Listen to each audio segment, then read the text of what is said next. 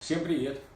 С вами Аркадий Пикаревский, и после небольшой паузы, хотя пауза уже была большая, я хочу поделиться с вами очередной мыслью вслух. Сегодняшнюю мысль я бы назвал так: о материализации.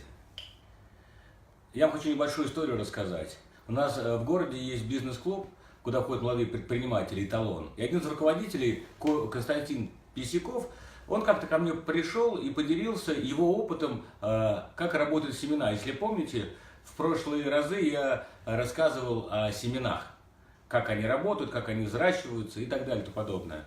И он рассказывает о семенах и рассказывает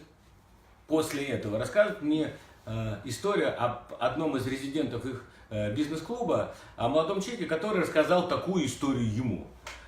Они как-то со своей девушкой были дома, в квартире, и началась гроза.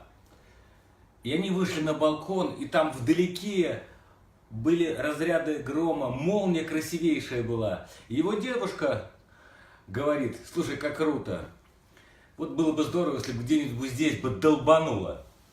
На слове долбануло. Молния буквально врезается, взрывается в соседний дом. Все в ужасе, огромного размера шум. Они в панике забегают обратно, в общем, стало страшно.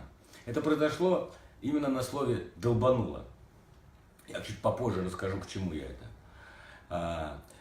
Также вот мне мама моя рассказывает, что я, например, человека не вижу много-много лет. Что-то подумаю о нем, он мне вдруг позвонил. Или я его где-то случайно встречаю. Я, говорит, даже иногда боюсь. Что-то подумаю о человеке. А это происходит. Ну и мы всегда, кстати, в цели, мы всегда говорили, что мы формируем события силой мысли. То есть все мы знаем, вернее, если даже не знаем, то много раз слышали о том, что все материально, все материализуется. Но тут однажды я с одной такой космической тетенькой пообщался. И она мне вдруг сказала что-то, что у меня в голове вот сошелся пазл. И я вдруг понял, почему мысль материальна. Я уже не говорю о словах. Это мое, чисто лично мое мнение, это лично мой опыт.